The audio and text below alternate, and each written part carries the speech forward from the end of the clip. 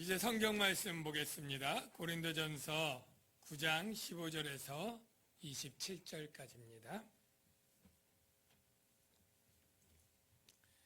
고린도전서 9장 15절에서 27절, 신약 성경 274쪽입니다. 교독하겠습니다. 제가 먼저 읽겠습니다. 그러나 내가 이것을 하나도 쓰지 아니하였고 또 이 말을 쓰는 것은 내게 이같이 하여 달라는 것이 아니라 내가 차라리 죽을지언정 누구든지 내 자랑하는 것을 헛된 대로 돌리지 못하게 하리라.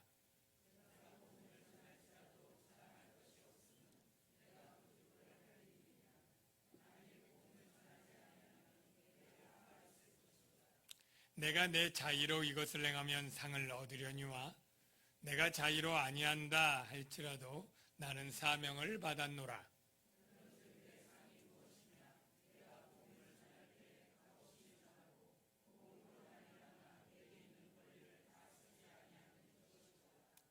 내가 모든 사람에게서 자유로우나 스스로 모든 사람에게 종이 된 것은 더 많은 사람을 얻고자 함이라.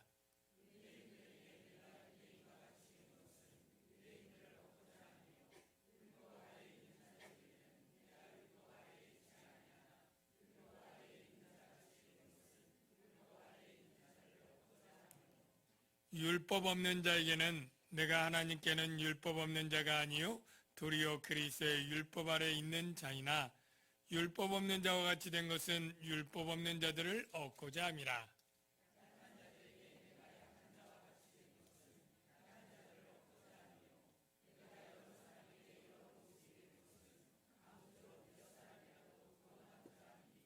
내가 복음을 위하여 모든 것을 행함은 복음에 참여하고자 함이라.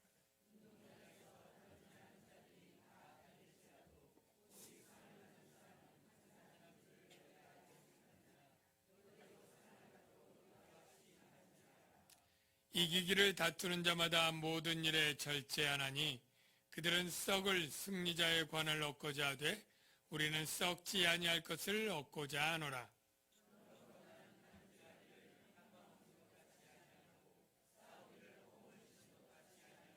다 같이요. 내가 내 몸을 쳐 복종하게 함은 내가 남에게 전파한 후에 자신이 도리어 버림을 당할까 두려워함이로다. 아멘. 우리 좌우에 계신 분들에게 사랑합니다 인사하겠습니다. 사랑합니다. 네, 반갑습니다. 사도 바울이 개척한 고린도 교회는 고린도 도시에 있었는데 고린도 도시에는 우상의 신전이 무려 12개나 되었고 그 신전은 때마다 일마다 제의가 열리고 잔치가 열렸습니다. 고린도 시민들은 어려서부터 이 우상의 신전에서 참여해서 제물을 먹는 것이 매우 익숙하고 자주 있는 일이었음에 분명합니다. 특히 고린도 교인들 중에 상류층에 속한 사람들, 사회 지도층에 있는 사람은 잔치 때마다 초청되어 불려가고 거기서 대접을 받는 것을 특권으로 여겼습니다. 초청한 사람도 사회 저명 인사나 지도층이 오면 그 잔치가 영예스럽고 영광스럽게 되지 않습니까? 우리도 무슨 회가변이고 결혼식이고 잔치할 때 지역 국회의원이나 또는 무슨 장관이나 또 높은 도지사나 이렇게 오면 그 잔치가 더 영광스럽게 여기듯이 물론 그 당시에도 그렇게 지도층들은 잔치에 불려다니면서 영광을 얻고 명예를 얻고 그리고 많은 음식을 대접받으면서 특권을 누리던 문화였습니다. 그런데 사도 바울이 복음을 듣고 그리스도인이 되니까 이 우상의 신전에서 제물 먹는 것에 갈등이 생기고 이슈가 되었습니다. 분명히 그들은 그런 특권을 누리고 그렇게 하고 싶은데 그것들을 불편하고 하지 않는 이들이 생겼는데 가만히 생각해 보니까 그 특권층과 지식층, 소위 강한 자 그룹이 볼 때 우상은 성경에 보면 하나님 한 분 외에는 다 헛되고 없는 것이나 마찬가지거든요. 그러니 우상의 제물도 아무런 영향력이 없는 것이거든요. 그래서 그들은 지식이 있다 하면서 우상은 아무것도 아니고 하나님 한 분뿐이고 우상의 제물은 아무것도 아니니까 이런 지식을 가지고 자유를 누리면서 신전에서 자유롭게 우상의 제물을 먹을 수 있다 주장을 했고요. 반대인 약한 자들은 대개 유대인이나 초신자들인데 그들은 우상이 아직도 귀신으로 있고 영향을 미친다고 생각하는 자들입니다. 그러니까 우상의 신전에서 제물을 먹으면 양심이 상하고 더러워진다고 생각하고 담대하게 먹는 누구를 따라 먹었다가는 나중에 그것이 죄책감으로 괴로워하다가 믿음이 떨어지고 실족하게 되고 아예 잘못되는 케이스는 예전에 섬겼던 우상 숭배로 돌아가는 일이 생기게 되는 상황이에요. 그러니까 당시 지식층과 이 상류층들은 이런 갈등 속에 쟤네들이 뭘 몰라서 그러는데 이거 먹어도 되는데 이렇게 힘들게 그러면서 사도 바울에게 이 문제 해결로 편지를 보낸 것이고요. 그것에 대한 답변이 8장, 9장, 10장에 있는 것입니다.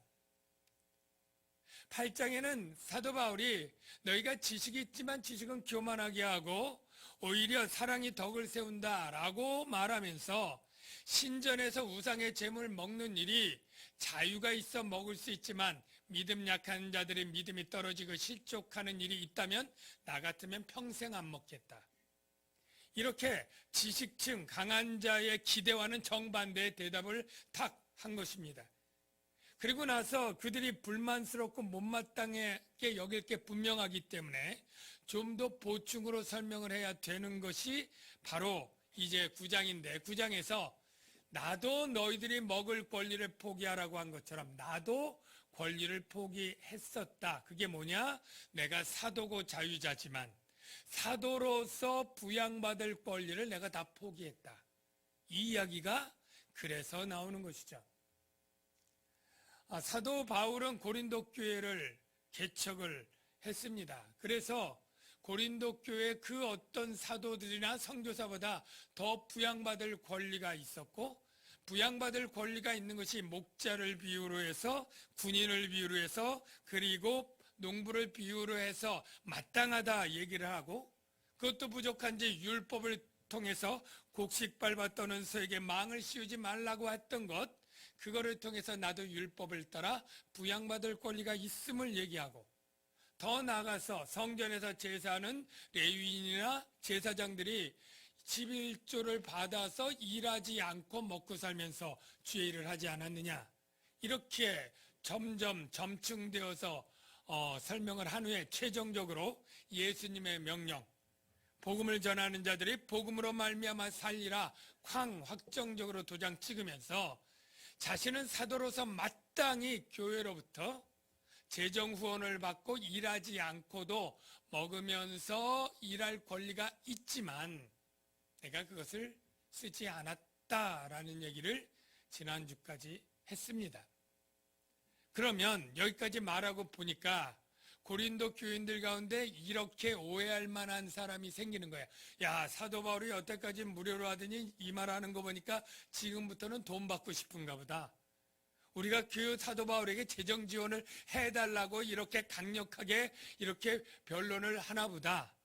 이런 오해가 있을 수도 있겠다 싶은 거예요. 그래서 사도 바울은 오늘 15절부터 거기에 대한 변론을 하는데 15절을 한번 보십시오. 그러나 내가 이것을 하나도 쓰지 아니하였고 여기 이것은 바로 사도로서 재정 후원을 받을 권리를 하나도 안 쓰고 이 말을 쓰는 것은 내게 이같이 하여 달라는 것이 아니라 이제 앞으로는 재정 후원을 해달라고 하는 것이 아니라 내가 차라리 죽을지언정 아주 강력하죠. 내가 재정 후원을 받느니 차라리 죽겠다 라고 재정 후원을 거절하면서 그 이유를 누구든지 내 자랑하는 것을 헛된 대로 돌리지 못하게 하리라. 이렇게 자랑이 헛되지 않기 위해서 내가 안 받겠다. 이렇게 얘기를 하는 것입니다. 아니, 자랑이 헛되지 않기 위해서 안 받는다? 이게 도대체 무슨 말인가 궁금할 텐데요. 16절을 다시 봐야 이해가 됩니다. 16절을 보십시오. 내가 복음을 전할지라도 자랑할 것이 없음은 내가 부득불할 일임이라. 만일 복음을 전하지 아니하면 내게 화가 있을 것이로다. 17절도 봐야 되겠는데요. 내가 내 자의로 이것을 행하면 상을 얻으려니와 내 자의로 아니한다 할지라도 나는 사명을 받았노라. 여러분, 조금 이해가 쉽지 않은데 이렇게 생각하면 됩니다. 사실은 복음을 전하는 것은 굉장히 자랑할 일이고 귀한 일입니다. 이 말에 여러분이 부인하거나 의심할 필요는 없습니다. 왜냐하면 복음을 전하는 일이 세상에서 가장 귀하고 가치 있는 일 아니겠습니까? 왜냐하면 천하보다 귀한 것이 목숨이고 목숨보다 귀한 것이 영혼의 영생인데 이 복음을 전해야만 죄와 사망에 빠진 영혼들을 구원하여 영생에 이르게 하니 이 복음을 전하는 일보다 더 귀하고 가치 있는 일은 없는 것이고 이것은 매우 자랑스러운 일이 분명합니다. 근데 사도 바울은 내가 복음을 전하는 일이 자랑할 것이 없다라고 말하고 있는 이유가 뭘까요? 그 이유는 바로 나는 복음을 자원에서 자유로 전한 게 아니라 선택의 여지가 없이 부득불 종처럼 전한 그러한 입장이다 라고 말하는 거예요. 자, 여러분 생각해 보십시오. 내가 선택의 여지가 많은 자유자인데 하루는 하나님께 가서 하나님, 내가 이제 하나님의 뜻대로 복음을 전하는 일에 헌신하겠습니다. 이렇게 말한다면 하나님이 야, 참 너 기특하다. 그래, 네가 열심히 해. 그럼 내가 너에게 보상을 줄게. 이렇게 자유고용 계약이 성립이 됩니다. 그런데 사도 바울은 이렇게 선택의 여지가 많은 중에 복음을 전한 게 아니라 그것밖에 할 수 없고 그걸 하지 않으면 화를 당하게 되는 종의 입장인 거예요. 종, 노예. 노예는 주인의 명령에 이것저것을 선택할 수 있지 않아요.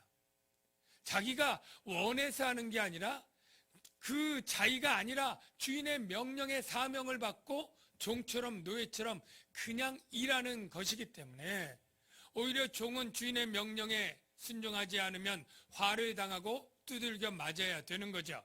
자기는 자의로 한 게 아니고 선택의 여지가 없고 종이기 때문에 안 하면 두들겨 맞는 화를 당할 입장이어서 부득불한 입장이다. 이렇게 자기를 노예로 생각하고 얘기를 하는 거예요. 그러면 왜 사도 바울은 다른 사도는 자유자처럼 복음만 전해도 상을 받는데 사도 바울은 자신을 노예라고 생각을 하고 부득불해야 되는 마땅한 일 그렇게 표현을 할까요? 이유가 있죠. 사도 바울은 다른 사도들과 달리 어떤 사람입니까? 기독교와 예수를 가장 많이 박해한 사람이에요. 그리스도의 복음 전파를 가장 못하도록 복음을 전하는 게 아니라 전하지 못하도록 회방하는 그런 일을 너무나 극하게 했던 사람 아닙니까? 그 복음을 방해했던 내용이 사도행전의 몇 구절을 보면 이해가 되는데요. 사도행전 8장 1, 3절, 9장 1, 2절 한번 연속해서 보겠습니다. 사울은 그가 죽임당함을 마땅히 여기더라. 여기 그는 스데반이고요. 마땅히 여긴 정도가 아니라 내용을 보면 그의 발 앞에 돌을 치는 사람이 옷을 벗어 놓았다고 하는 것은 유대인 법상 그 사형의 주관자입니다. 그러니까 사도 바울은 구경꾼으로서 스데반 죽음을 목도한 게 아니라 스데반을 죽이도록 집행한 주관자인 것입니다. 또한 사울이 교회를 잔멸할세, 그 다음에요, 각 집에 들어가 남녀를 끌어다가 옥에 넘기니라. 여기 잔멸이란 단어를 보십시오.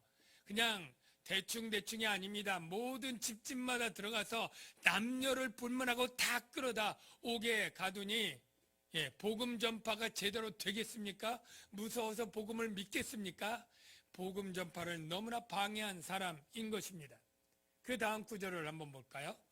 사울이 주의 제자들에 대하여 여전히 유역과 살기가 뭡니까? 죽이고 싶어 하는 거예요.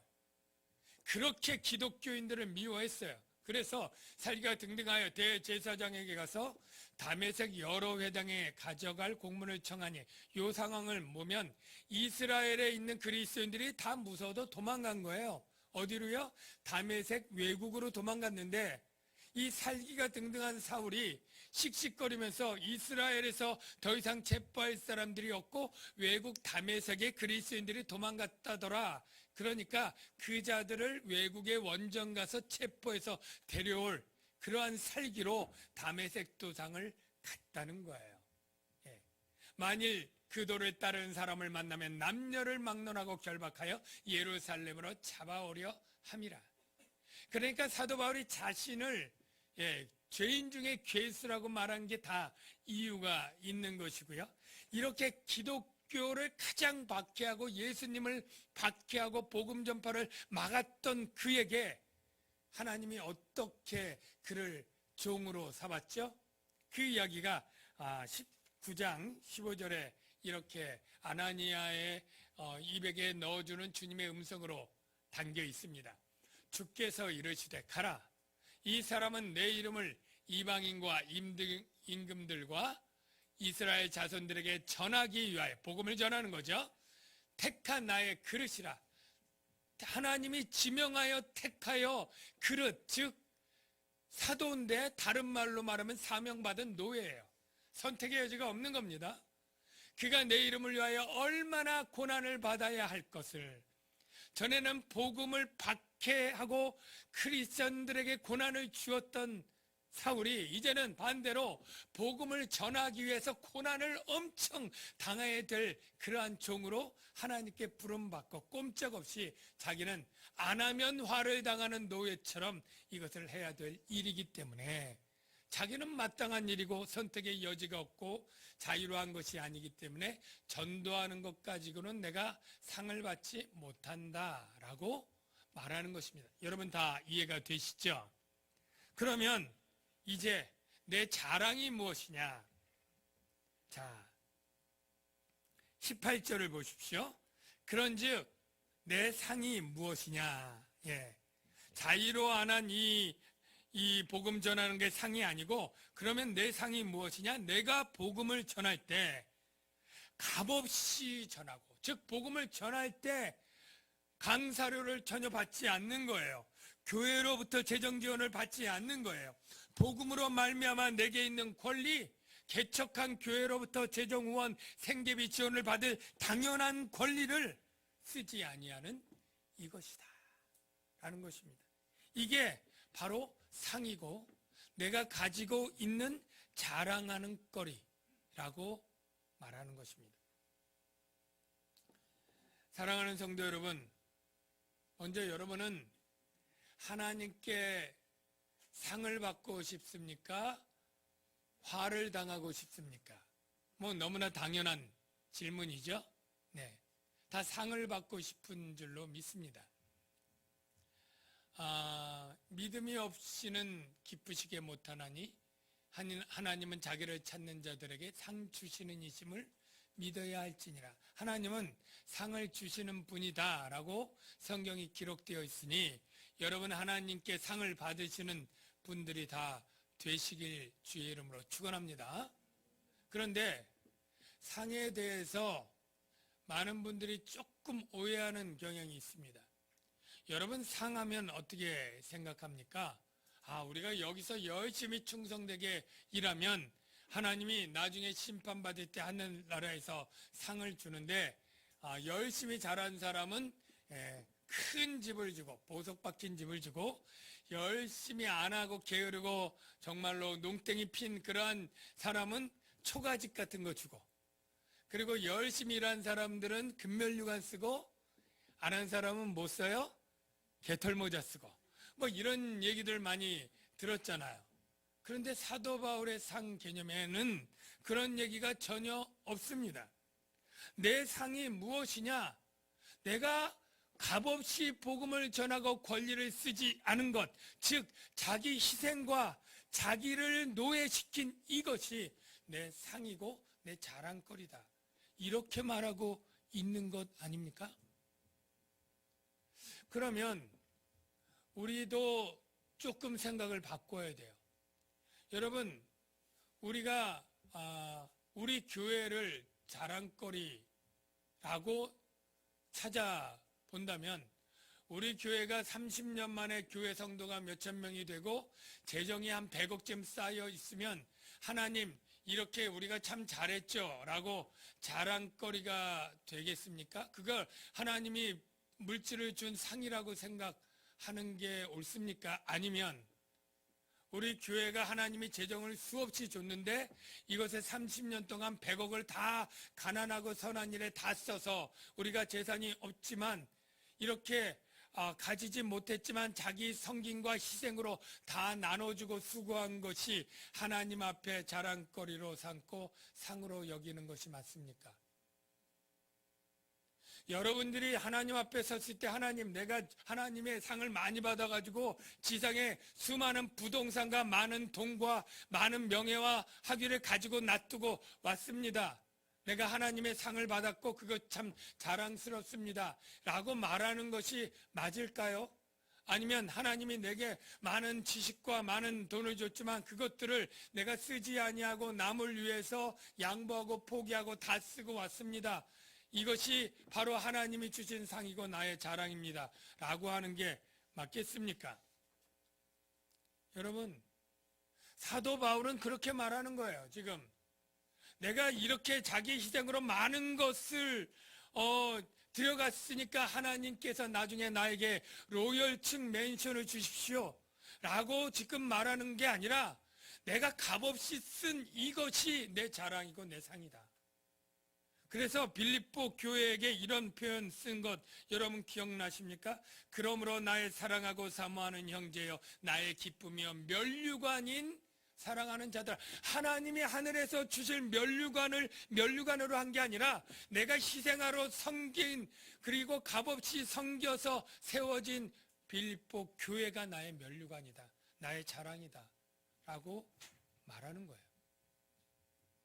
여러분이 상을 바라신다면 물론 하늘에 있는 상 그것도 있을 것이지만 사도 바울처럼 내가 자기 헌신과 자기 희생으로 권리 포기로 말미암아 주님을 섬기고 그런 은혜, 복음의 은혜를 받은 자로서 은혜롭게 섬김으로 영혼이 구원되고 교회가 세워지고 된다면 그것이 내 상이요 내 자랑으로 여겨질 수 있기를 주의 이름으로 축원합니다. 여러분이 수고와 희생으로 우리 남양주 광영교회가 복음이 전파되어서 구원자가 들어오고 그 구원 초신자들이 성장하는 것, 그것이 여러분의 상이고 자랑이 될 수 있기를 주의 이름으로 축원합니다. 사도 바울은 그렇게 하게 된 이유가 무엇인지 19절에 말하고 있습니다. 19절을 볼까요? 내가 모든 사람에게서 자유로우나 스스로 모든 사람에게 종이 된 것은 더 많은 사람을 얻고자 함이라. 이게 20절에서 22절의 핵심 요약을 먼저 얘기한 것입니다. 중요한 것은 나는 모든 사람에게 종이 되었다라는 것이고 종이 되는 목적이 뭐냐냐? 바로 많은 사람을 얻고자 함이라. 이걸 놓치면 안 됩니다. 많은 사람을 얻고자, 이 얻고자는 다른 표현으로 하면 구원시키고자 해요. 복음을 전해서 죽어가는 영혼을 구원시키고자, 그리고 초신자들이 복음을 계속 가르쳐서 믿음에서 탈락하거나 떨어지지 않도록 하고자 내가 많은 사람에게 많은 사람의 종이 되었다라는 거예요.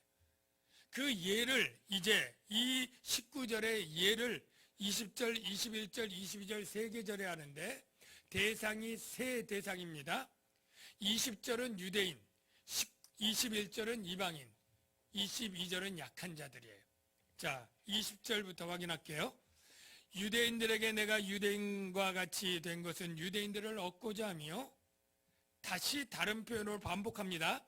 율법 아래에 있는 자들, 똑같이 유대인들이죠. 모세 율법이죠. 율법 아래에 있는 자들에게는 내가 율법 아래에 있지 아니하나 율법 아래에 있는 자같이 된 것은 율법 아래에 있는 자들을 얻고자 하며. 자, 원래 사울이었죠. 바울 되고 유대인이고 율법 아래에 있었습니다. 그러나 그리스도의 복음을 듣고 율법은 하나님의 의를 이루는 것이 아니고 성령의 생명의 법, 복음이 의를 주는 것을 깨닫고 율법을 버렸죠. 그래서 율법 아래에 있지 아니합니다. 그런데 유대인들을 위해서 유대인같이 되었다라는 것은 그들을 전도하고 그들을 구원하기 위해서, 구원의 핵심의 길은 아니지만 그가 율법을 지켰다라는 거예요. 예를 들어 볼게요. 전도 여행할 때 디모데를 제자로 갈 때 디모데 부친이 헬라인이기 때문에 유대인에게 복음을 전하는 전도팀으로서는 안 돼요. 그래서 디모데에게 할례를 받게 합니다. 할례가 언약 백성의 표지가 아니라 유대인을 얻기 위해서 그들에게 맞춰주는 거예요. 구제헌금을 가지고 마지막에 예루살렘에 돌아갈 때 유대인들이 사도 바울이 모세 율법을 어기는 자라고 죽이려고 기다리니까 뭐라고 해요? 결례를 행하고 유대 율법을 지키는 겁니다.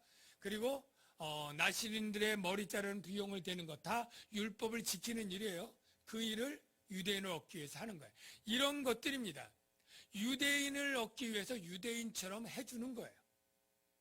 그리고 21절 율법 없는 자 누굴까요? 이방인들이죠. 이방인들은 율법을 지키지 않습니다. 그들을 만날 때는 사도 바울은 또 율법 없는 이방인처럼, 그들이 예를 들어 음식 규례를 봅시다. 같이 식탁에 있는데 유대인들은 못 먹는 음식들이 많이 있잖아요. 그런데 이방인들은 다 먹거든요. 바울은 어떻게 합니까? 거기서 이방인들 먹는 대로 율법과 상관없이 율법 없는 자들처럼 다 먹는 거예요. 그들을 교제해서 그들을 구원하기 위해서. 마지막으로 약한 자들에게 내가 약한 자같이 됐다. 아까 약한 자들 나왔죠. 고린도 교회에서 초신자나 이방인 초신자들은 우상의 제물 못 먹는 약한 자들.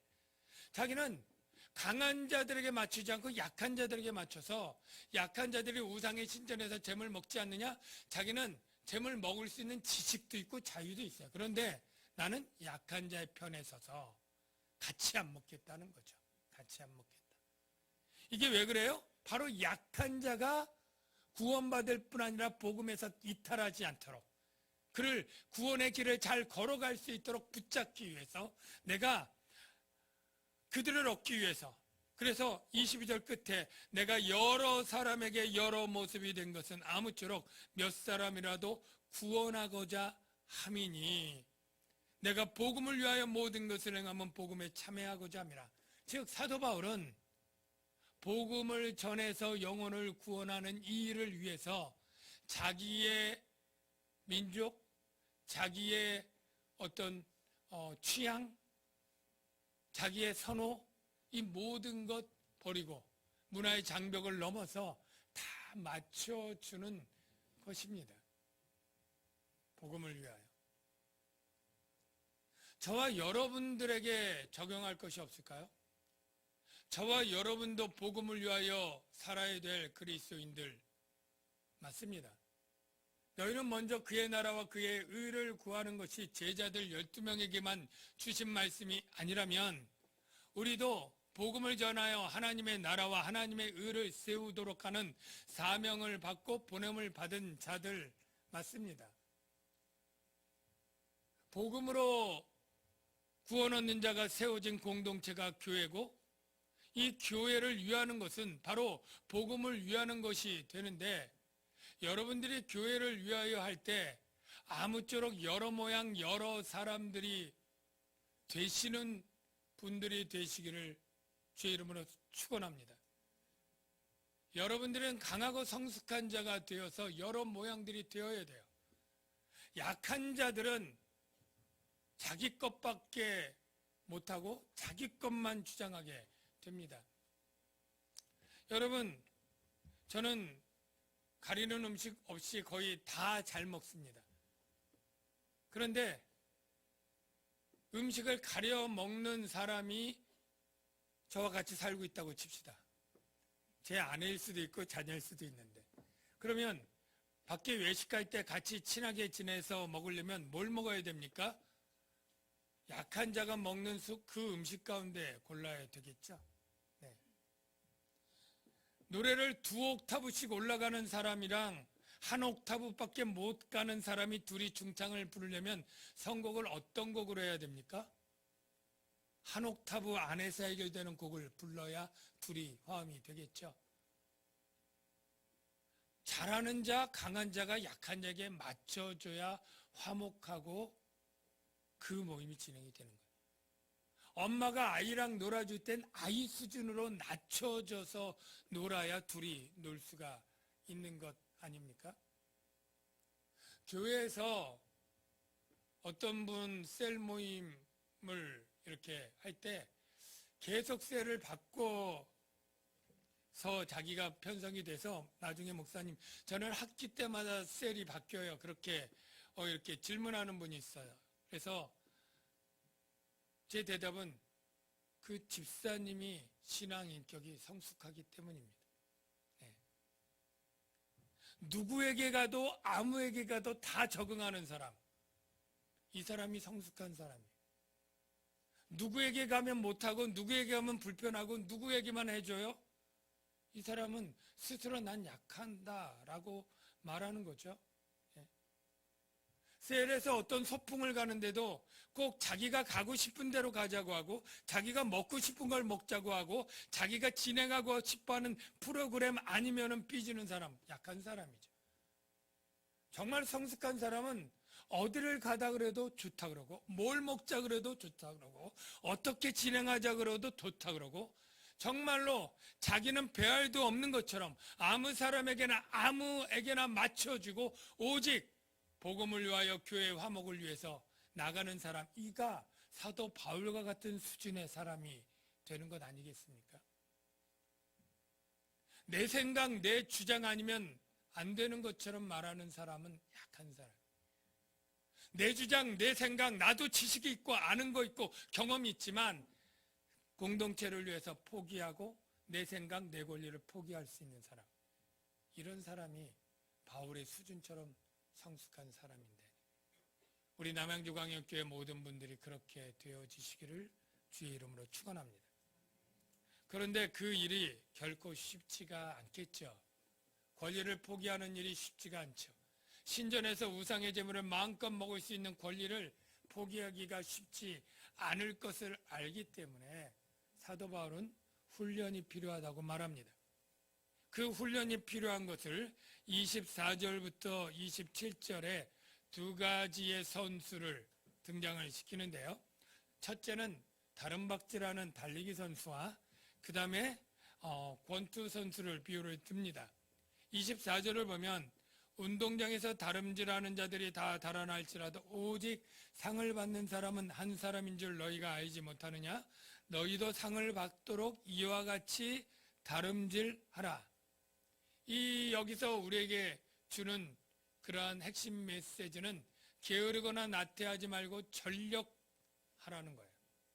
우리가 복음을 위하여 상을 받을 자들은 전심전력해야 되지 대충 그리고 게으르고 나태하게 해서는 안 됩니다.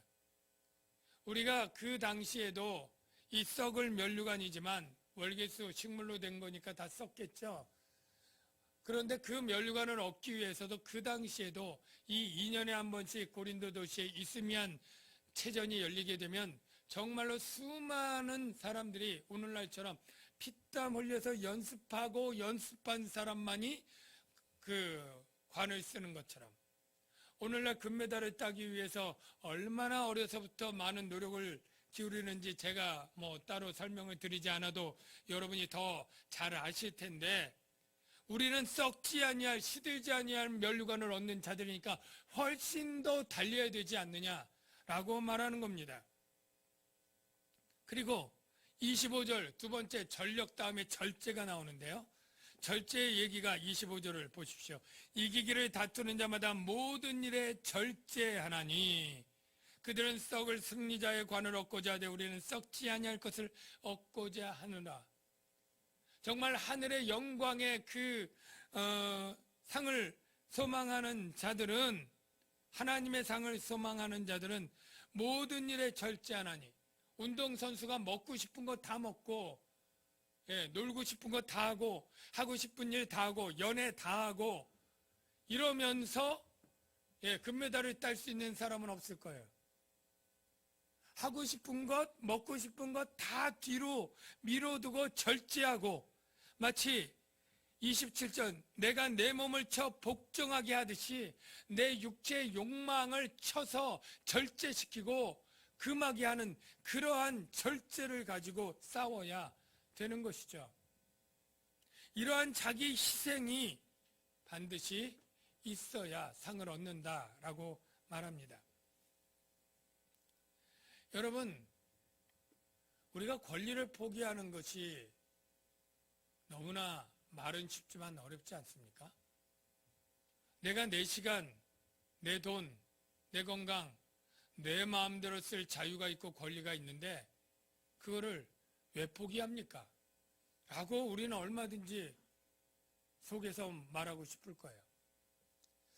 제가 지난번에도 얘기를 했지만 여러분들이 신앙생활할 때 우리의 본성은 편하게 신앙생활 하고 싶은 게 인지상정일 거예요. 그냥 내가 편하게 주일날 가서 주차하고 예배당에 가면 아름다운 찬양을 듣고 아주 잘 준비된 설교를 듣고 그리고 찬양팀의 찬양으로 은혜 받고 내 애들 둘은 각 부서에서 훌륭한 목사님에게 설교 듣고 교사 선생님들의 지극정성의 돌봄을 받고 그렇게 영아부부터 유치부, 유년부, 소년부, 중등부, 고등부, 청년부까지 잘 교육받고 나는 교회에서 하는 모든 프로그램에게 은혜 받고 이렇게 신앙생활하고 싶은 마음이 보통의 마음이죠. 그런데 내 자녀가 영아부부터 청년부까지 그렇게 좋은 교육을 받으려면 수십 명의 교사가 그를 가르쳤을 거예요. 내가 편하게 예배를 드리는 이 공간은 누군가 청소를 하고 누군가 온도를 맞춰놓고 누군가 찬양 연습을 하고 누군가 주보를 만들어서 주고 내려가서 4층에서 먹는 식당은 누군가 음식을 만들어서 주고 정리를 하고 해야 되는 음식을 먹는 것입니다. 우리 성도들 가운데 월급 받고 유급 사역자로 일하는 교사가 어디 있습니까? 내가 내 자녀를 10수년 동안 주일학교 값없이 거저 교육을 받았다면 내가 능력이 되고 은사가 있다면 나도 남의 자녀를 가르치는 일에 섬기는 그러한 자기 희생과 권리 포기가 있어야 그게 돌아가는 것입니다.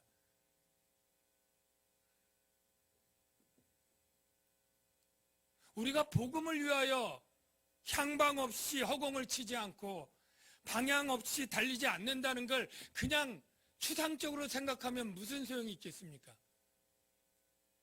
내가 정말 교회 공동체, 복음으로 세워진 교회 공동체가 연약한 자들이, 우리의 자녀들이 경고의 복음 안에서 세워지고 성장하도록 내가 무슨 달리기를 하고 내가 무슨 치는 일을 내가 했느냐를 스스로 우리가 생각하고 도전하지 않고 희생하지 않는다면 나도 살아가기 힘든 이 작은 월급 가운데 11조를 띄어서 권리를 내 마음대로 먹고 싶은 것 사고 싶은 것 다 누리지 않고 11조를 드리면서 이것이 복음을 위해서 교육비로 성교비로 구제비로 쓰도록 내어주는 결단이 없는다면 내가 무엇을 뛴다고 말할 수 있고 내가 무엇을 친다고 말할 수 있겠습니까?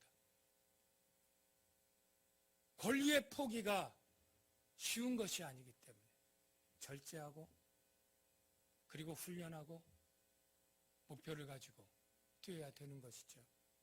우리의 목표는 바로 복음을 위하여, 복음으로 세워진 교회를 위하여 내가 포기하고 희생하는 것.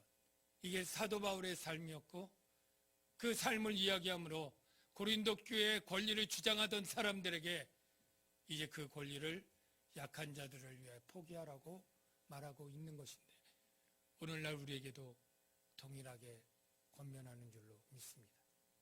기도하겠습니다. 하나님 아버지, 사도 바울이 약한 자로 그렇게 쓰고 권리를 포기하면서 그렇게 교회를 위해 세웠다면 우리도 그러할 수 있도록 주님 도와 주시옵소서. 이 시간에 오늘 이곳에 계신 성령님 같이 찬양하면서 같이 기도하면 좋겠습니다.